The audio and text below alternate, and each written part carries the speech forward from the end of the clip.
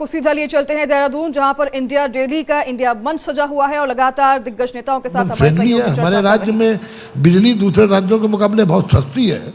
तो ये तमाम ऐसे कारण हैं कि ना तो हमारे यहाँ रॉ मटेरियल उपलब्ध है, ना हमारे पास मार्केट है।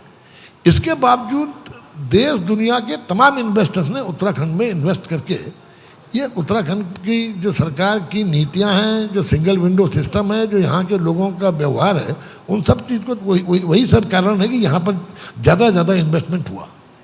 जी, अगर आप चूंकि फॉरेस्ट मिनिस्टर भी हैं, अगर औद्योगिकीकरण पर जोर रहेगा तो फिर वन्य और पर्यावरण का क्या होगा?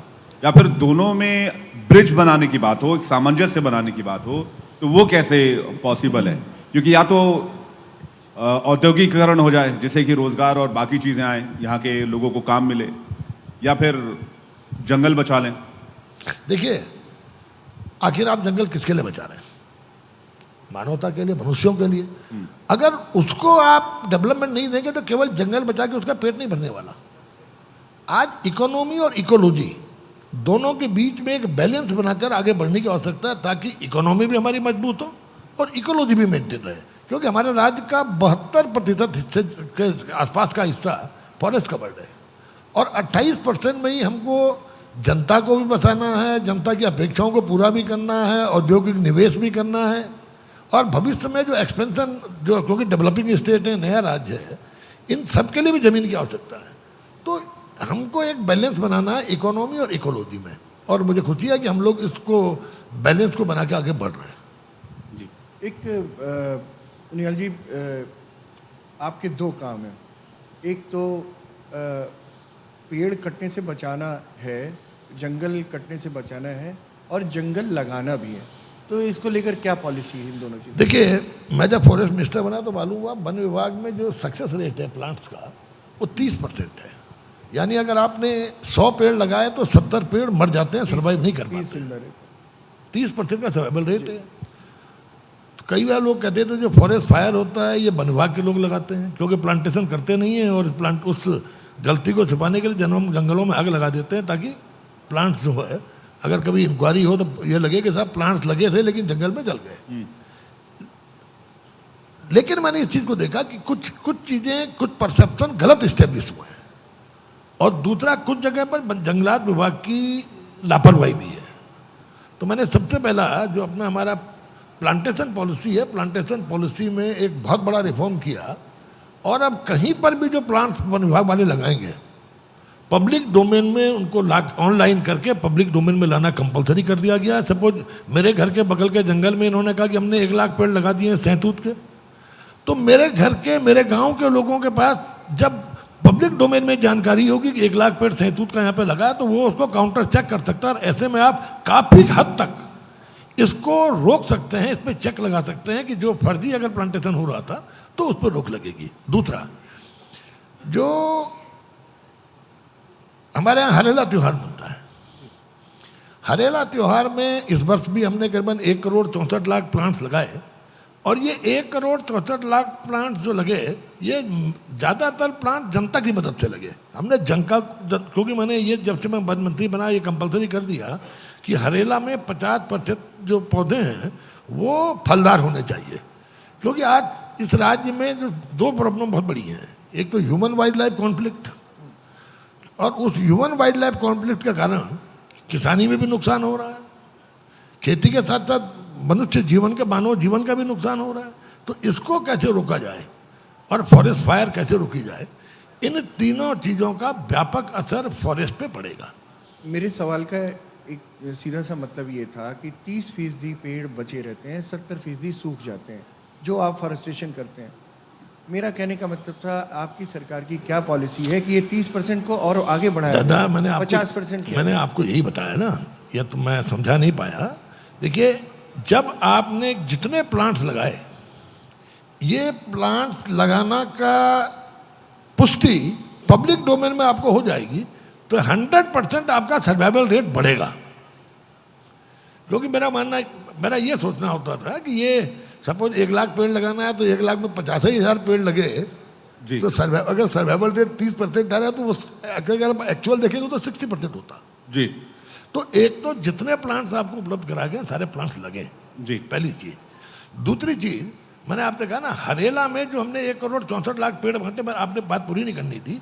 और अभी माननीय पिछले मैंने विगत वर्ष एक थीम दी थी कि बच्चे या कोई भी घर वाले या कोई भी ऑफिस वाले जी। पेड़ अपने माँ के नाम, पिताजी के नाम, अपने दादा के नाम, दादी के नाम, किसी के नाम भी पेड़ लगाएं तो एक इमोशनल अटैचमेंट होता है। Public participation. तो यस, देखिए एक बात तो आप निश्चित मान लीजिए, कोई भी आपदा, वो आपदा वनाग्नि की आपदा हो, वो आपदा ह्यूमन वाइल्ड लाइफ कॉन्फ्लिक्ट की आपदा हो, वो आपदा लैंडस्लाइड की आपदा हो, वो आपदा आपका ये पेड़ों का लगातार कटान की आपदा हो, बिना कम्युनिटी इन्वॉल्वमेंट के आप किसी आपदा को जीत नहीं सकते। जन सहभागिता को हमने सर्वोपरि रखा कि जन सहभागिता के बिना, चाहे वो वनाग्नि हो, वनाग्नि में मैंने एक दिन आपसे बताऊं, मैं फॉरेस्ट की बैठक ले रहा था, अंतर्राष्ट्रीय पर्यावरण दिवस था जी।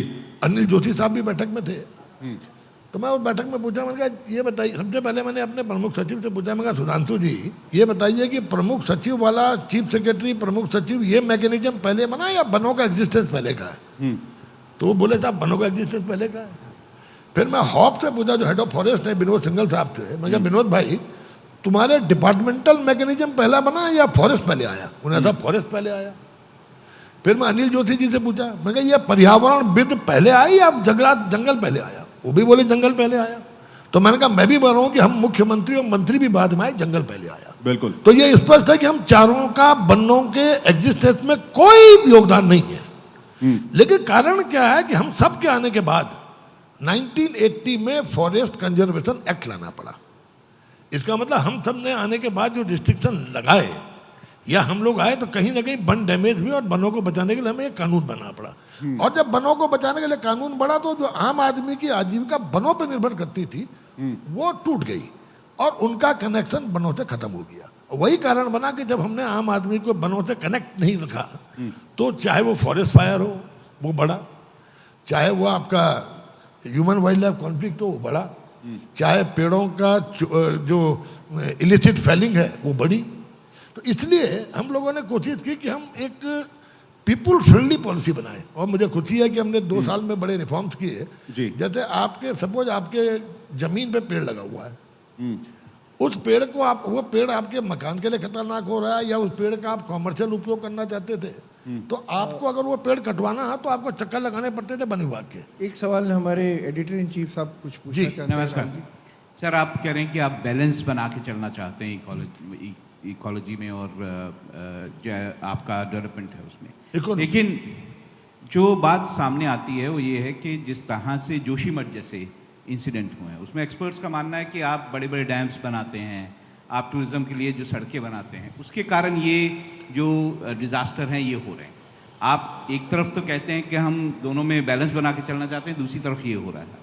देखिए अगर आप जोशीमठ की हकीकत में जाएंगे, जोशीमठ का अगर आप टेक्निकली अगर आप जोशीमठ की पूरी घटना की अगर देखेंगे तो जोशीमठ की घटना का कारण डिफॉरेस्टेशन नहीं है, जोशीमठ की घटना का कारण बांध का निर्माण नहीं है, जोशीमठ की घटना का कारण है एक गैर नियोजित अनप्लान्ड डेवलपमेंट जिसमें ड्रेनेज सिस्टम नहीं देखा किसी ने, नालों में कब्जा करके मकान खड़े कर दिए। और पानी एक ऐसी चीज़ है जो कहीं ना कहीं से अपना रास्ता निकालती है। और जोशीमठ की घटना का कारण हुआ कि जोशीमठ में जो आप ये देखेंगे, आप उसे कहते हैं ना लोड बेरिंग कैपेसिटी, संभवतः वहाँ पर जोशीमठ की उस जमीन की लोड बेरिंग कैपेसिटी इतनी नहीं थी जितने बड़े बड़े मंजिला मकान वहाँ पे बन गए। और यही कारण था कि ड्रेनेज सिस्टम ना होना, लोड बेरिंग कैपेसिटी से ज़्यादा भवन का निर्माण होना, इसने कहीं ना कहीं जोशीमठ जैसी घटना को जन्म दिया। और अगर हम इसीलिए आज हमारी सरकार ने इसमें भी काफ़ी रिफॉर्म्स किए हैं कि कितनी हाइट से ज़्यादा नहीं बन सकता है, ड्रेनेज सिस्टम कंपलसरी कर दिया गया है आपका, क्योंकि मैंने आपसे कहा जब तक प्लान उस पर आप डेवलपमेंट नहीं करेंगे कहीं ना कहीं जोशीमठ जैसी समस्याएं हमारे यहाँ आती रहेगी। सुबोध जी, एक सवाल, आपने जंगल में आग की बात की और इसी साल कुछ ऐसी घटनाएं सामने आई जिसने पूरी दुनिया, पूरे देश का ध्यान अपनी ओर खींचा। मैं आपसे पूछना चाह रहा हूं, क्या जानबूझकर उत्तराखंड के जंगल के कुछ इलाकों में आग लगाई गई, जिसे आप जंगल जिहाद के का टर्मिनोलॉजी भी दिया गया, कुछ ऐसी गिरफ्तारियां भी हुई, कुछ वीडियोस भी वायरल हुए, इसके पीछे क्या था? देखिए, जंगल में आग लगने के 3 कारण हैं। एक कारण है किसान अपनी खरपतवार को जलाकर जो कि अगले वर्ष उसकी फसल भी अच्छी हो, घास आ जाए, एक कारण तो वो हो गया।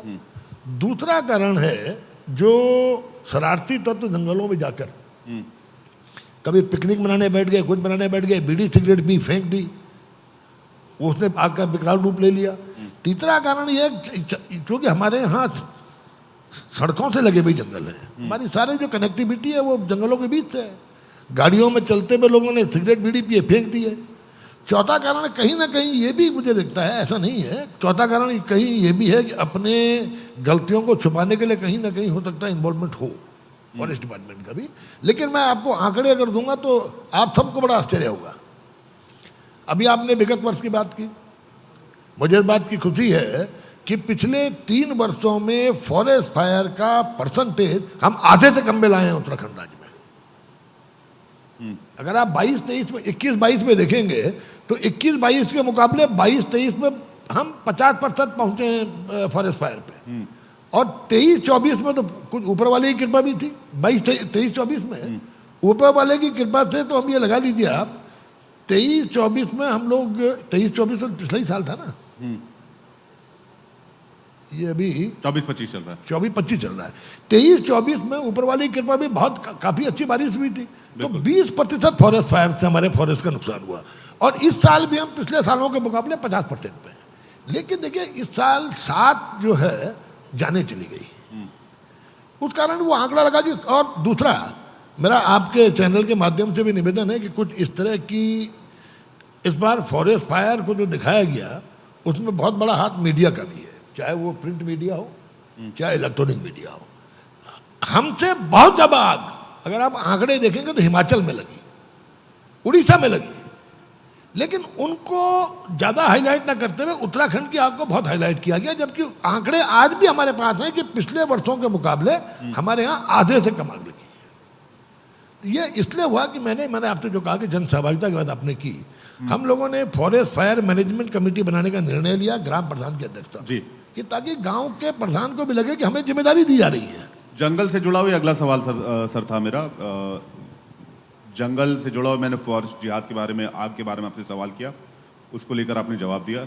जंगल में अवैध निर्माण, जंगल में अवैध मज़ार, जंगल में अवैध मस्जिदें, जंगल में अवैध बस्तियां, खासकर सीमावर्ती इलाकों में, कितना बड़ा चैलेंज है? इस दिशा में आप लोगों ने क्या काम किया है? और ये आज की तारीख में न सिर्फ उत्तराखंड सरकार के लिए बल्कि नेशनल लेवल के लिए एक बड़ा चैलेंज है।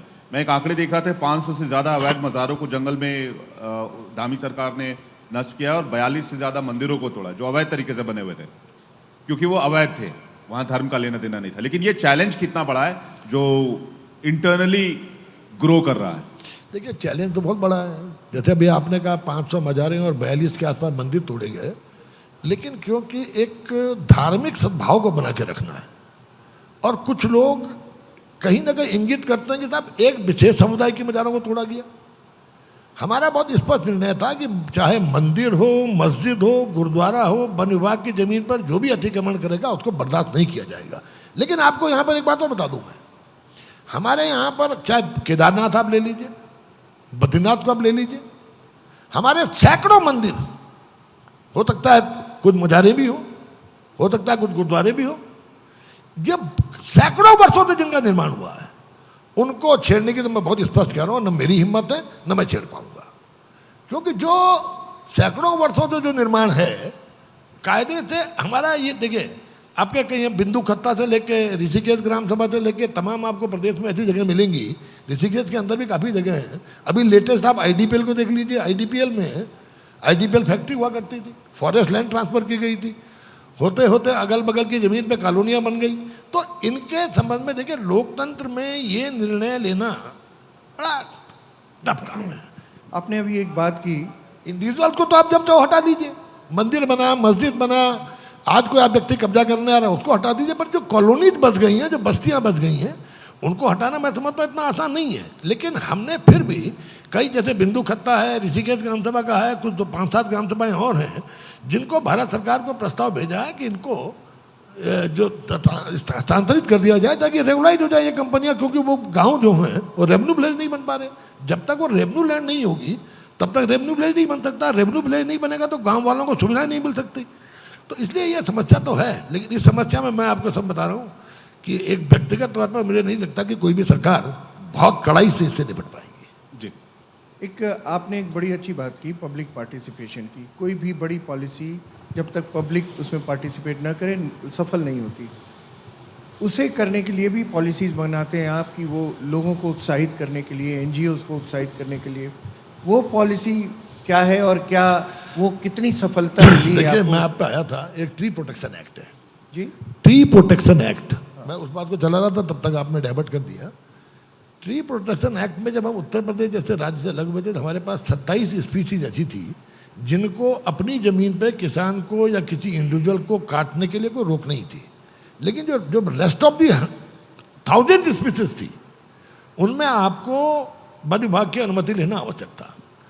हमने जनता को ये दिखाने के लिए कि सरकार जनता के साथ दोस्ताना है, हमने एक बहुत बड़ा परिवर्तन किया और केवल 15 स्पीसीज को हमने आज प्रोहिबिटेड रखा है। बाकी सारी स्पीसीज हमने मुक्त कर दी कि अगर किसान के अपने खेतों में कोई पेड़ लगा है तो 15 पेड़ों के अलावा उसको दूसरे पेड़ों को काटने के लिए कोई अनुमति नहीं लेनी पड़ेगी। और एक बहुत बड़ा और निर्णय लिया, चीड़ को हमने एग्जम्प्ट नहीं किया, प्रोहिबिटेड रखा है। चीड़, साल और जो आपका तुन, इन पेड़ों को मुक्त नहीं किया, लेकिन ये बाकायदा मेंशन कर दिया कि तुन, साल और चीड़ काट अगर कोई अपनी ज़मीन में काटने के लिए अनुमति चाहता है तो उसको अनुमति देनी अनिवार्य होगी।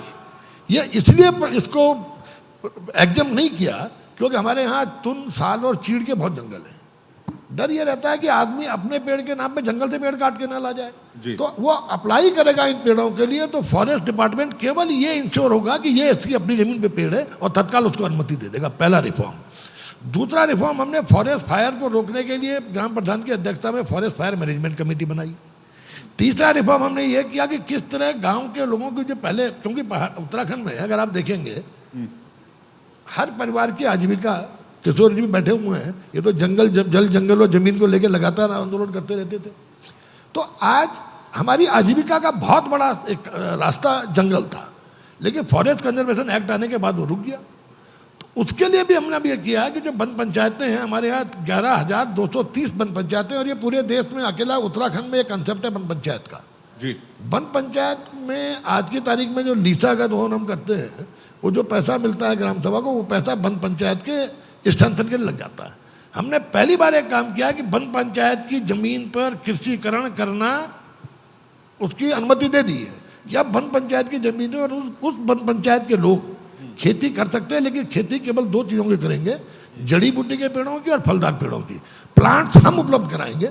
628 करोड़ का हमने प्रोजेक्ट दिया ताकि वन पंचायतों के माध्यम से लोगों की आजीविका जुड़े, और लोग जब वनों से उसकी आजीविका जुड़ेगी तो निश्चित रूप से वनों को बचाने में वो भी बहुत बड़ा उनका रोल रहेगा, और बिना वन लोगों के रोल के हम उस चीज़ को, वनों को बचा नहीं सकते। तो इसलिए ऐसे ऐसे रिफॉर्म्स हमने किए हैं कि ताकि लोगों का। चौथा, इको टूरिज्म। हमारे यहाँ इको टूरिज्म की बहुत बड़ी संभावना है, लेकिन फॉरेस्ट लैंड पर आप पर्यटन की गतिविधियाँ नहीं कर सकते।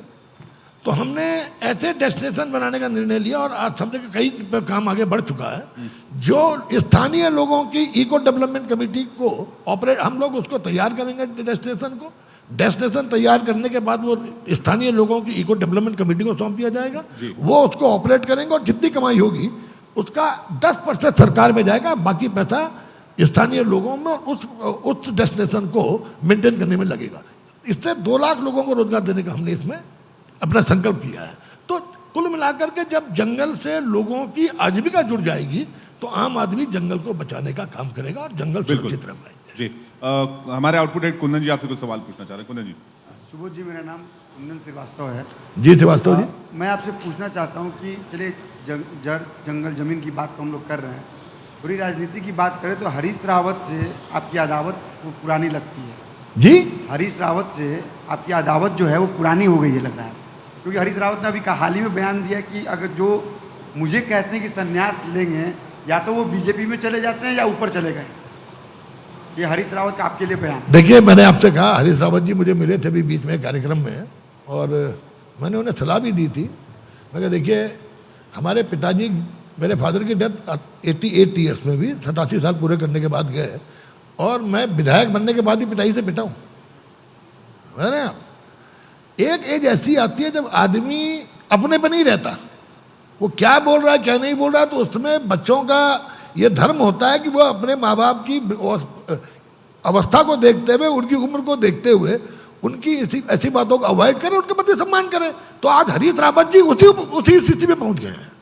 मैंने कहा भैया, हमारे पिताजी जब रात को खाना खाने के बाद सोते थे तो बिना घड़ी देखे हमें लग जाता था कि 8:45 बज गया। मैंने कहा रावत जी, अब आप जिस अवस्था में आ गए हो 8:45 बजे बिस्तर में चल जाया करिए ताकि आप लंबा जीवन जिए।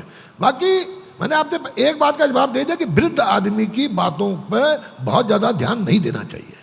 और दूसरा सवाल मेरा आपसे ये है कि जो टाइगर रिजर्व के डायरेक्टर की जो नियुक्ति हुई थी, राजा जी टाइगर रिजर्व के डायरेक्टर की जो नियुक्ति हुई थी, उसको लेकर बड़ा विवाद हुआ चला। माननीय न्यायालय का निर्णय आ चुका, मैं नहीं समझता कि उसके बाद कुछ हम लोगों को आपस में बात करने की आवश्यकता है।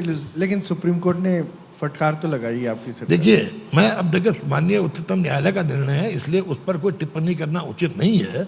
और अगर मैं आप पूरे परिवेश के बारे में आपको बताऊंगा तो कहीं ना कहीं मुझे लगेगा कि ये मुझे नहीं कहना चाहिए। आपसे इस सोच से हटके मैं आपको बुरी बातें बता दूंगा। जी सुबोध जी, एक बार फिर से मैं उस सवाल पर लौटता हूँ।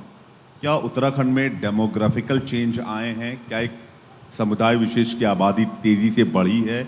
और अगर बढ़ी है तो क्या इसके पीछे कोई स्ट्रेटेजी नजर आती है? आपकी सरकार क्या सोचती है? देखिए, एक डेमोग्राफिकल चेंज में एक चीज होती है धर्मांतरण। धर्मांतरण हुई है। धर्मांतरण को रोकने के लिए हमारी सरकार ने एक बहुत बड़ा कानून बनाया है और उसको अपराध घोषित कर दिया और इस पर कई जगह FIR भी हो चुकी है। दूसरा है, कुछ लोग देखिए, मैं जो जिस विशेष समुदाय की आप बात कर रहे हैं, उस विशेष समुदाय में अगर आप जाएंगे तो ज़्यादातर लोग लेबर हैं।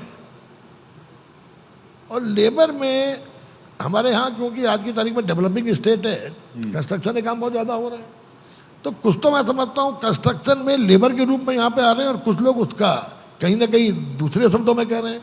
दूसरा, राजनीति में आपने देखा हर व्यक्ति अपने लिए प्रयास करता है, तो ये खतरनाक संकेत हैं कि ये भविष्य में यहाँ का राजनीतिक परिवेश जो है उसमें कहीं ना कहीं एक परिवर्तन लाने के प्रयास में कुछ दल जो है इस पर काम कर रहे हैं, जो मैं समझता हूँ इस राज्य के हित में नहीं है।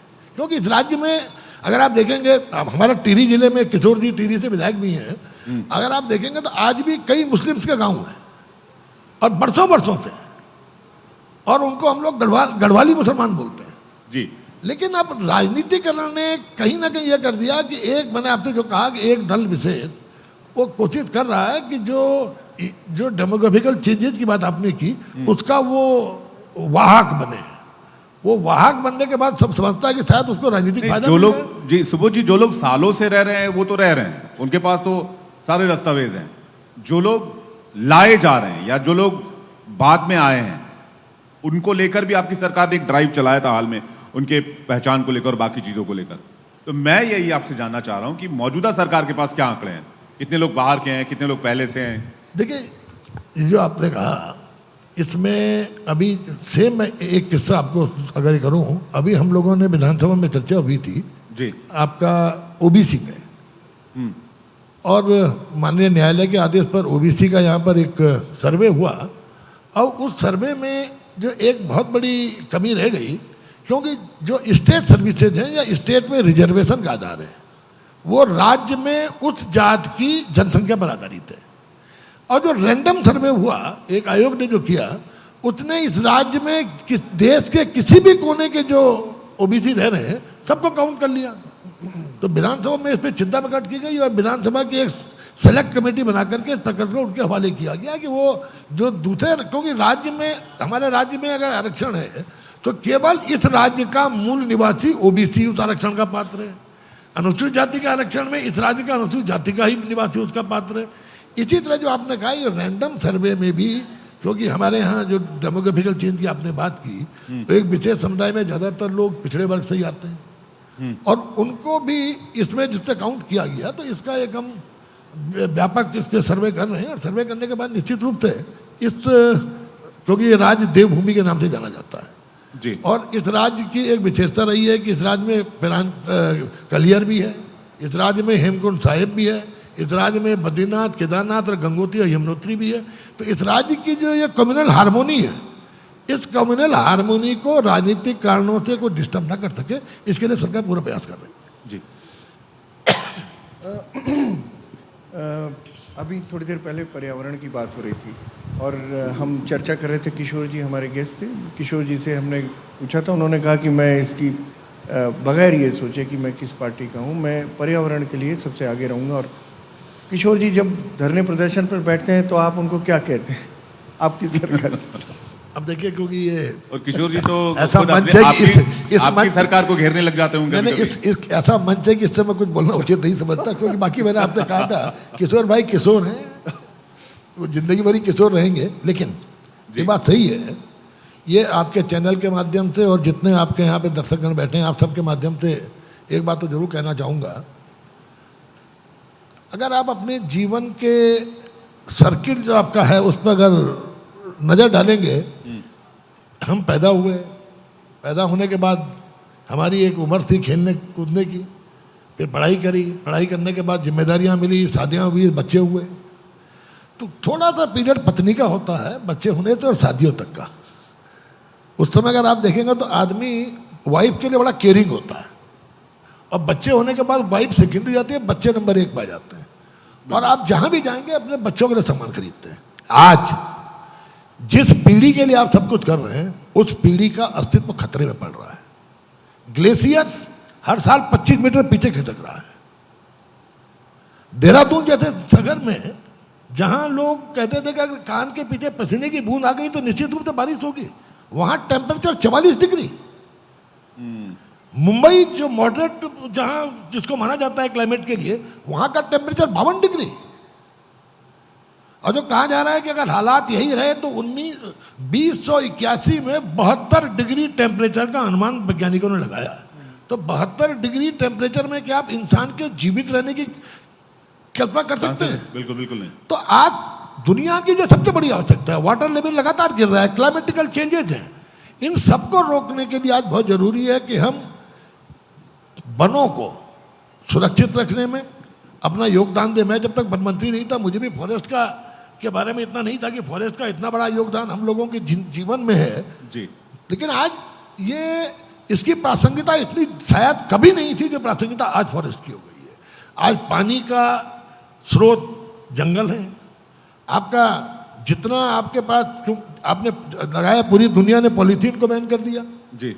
और पॉलीथीन के कारण जिस तरह से वाटर जो पानी जिसको जमीन के अंदर जाना चाहिए था वो नदी नालों में चला गया। जमीन के नीचे वाटर लेवल लगातार कम होना, ये बहुत बड़ा खतरनाक संकेत है। ग्लेशियर्स का पिघलना, मैं जिस क्षेत्र से हूँ, मेरे यहाँ हिंदुस्तान में आई थिंक राफ्टिंग का सबसे बड़ा क्षेत्र है शिवपुरी कोड़ेला, और हर साल आप मालूम कर लीजिए 15 जून को राफ्टिंग बंद हो जाती है। बंद रहती है। इस वर्ष 30 जून तक राफ्टिंग बंद होने की नौबत नहीं आई। नदी में पानी नहीं था, पहाड़ों में हिमालय में बर्फ नहीं थी जो पिघलती गर्मी से। तो ये बर्फ का लगातार कम होना, ग्लेशियर्स का पीछे जाना, पानी का लेवल कम होना, एक आप देख रहे हैं कि क्लाइमेट का पता नहीं है कब बरसात आ जाए, कब गर्मी आ जाए, कब ठंड आ जाए, ये आने वाली पीढ़ी के लिए बड़ा खतरनाक है। इसीलिए आदरणीय प्रधानमंत्री जी ने एक पेड़ माँ के नाम की थीम देकर लोगों को एक संकेत दिया है कि ये पेड़ हमारा जीवन है, और इस पेड़ को लगाना हमारा काम, केवल ये औपचारिकता नहीं है। इस पेड़ को लगाकर जिस तरह माँ हमें सींचती है, जिस तरह माँ के प्रति फिर हमारा प्रेम होता है, उसी तरह से उस पेड़ को जीवित रखने में अपना योगदान दें। क्योंकि आज दुनिया में यही कारण, अगर आप देखेंगे आज कार्बन ट्रेडिंग बहुत बड़ा व्यापार बन गया। अगर आप देखेंगे तो कार्बन इमिशन के बाद किस तरह से पूरी दुनिया आज कार्बन ट्रेडिंग के माध्यम से करोड़ों रुपए कमा भी रही है, लेकिन दूसरी तरफ उसका मुख्य उद्देश्य है जितना कार्बन इमिशन है उसको रोककर ऑक्सीजन की आवश्यकता को पूरा करना। तो आज ये बिना ये किसी सरकार का, अगर आप सोचें किसी सरकारों का काम है कि वो इसको बचा लें, तो मैं नहीं मानता। आम आदमी की सहभागिता से ही हम पर्यावरण को भी बचा सकते हैं, अपने आने वाली पीढ़ी को बचा सकते हैं। और इसके लिए मैंने आपसे कहा कि अगर हमने इस काम में देरी कर दी तो कहीं ना कहीं हमारी आने वाली पीढ़ी का जो भविष्य है वो अंधकार में हो जाएगा। सुबोध जी, आपने अपना कीमती वक्त निकाला और आपने सारे सवालों पर बड़ी बेबाकी से जवाब दिया और लास्ट के सवाल में मुझे लगता है कि किशोर जी के सारे सवालों के जवाब मिल गए होंगे, क्योंकि सारी मांगे मान ली जाएंगी। और बहुत बहुत शुक्रिया आपका, आपने बहुत अपना कीमती वक्त दिया। बहुत बहुत धन्यवाद करना चाहूँगा। मैं चाहूँगा कि आप मंच पर ही रहें और बाकी आगे मंच का कार्यक्रम जो है वो मेरी सहयोगी सोनिका संभालें। तो मेरा आपसे अनुरोध है मंत्री जी, आप यहाँ पर मंच पे ही रहिएगा और यहाँ मैं आमंत्रित करना चाहूँगी इंडिया डेली के एमडी साहिल मंगला जी को। आप मंच पर आइए और सम्मानित करके सुबोध उनियाल जी को मंच का मान बढ़ाइए।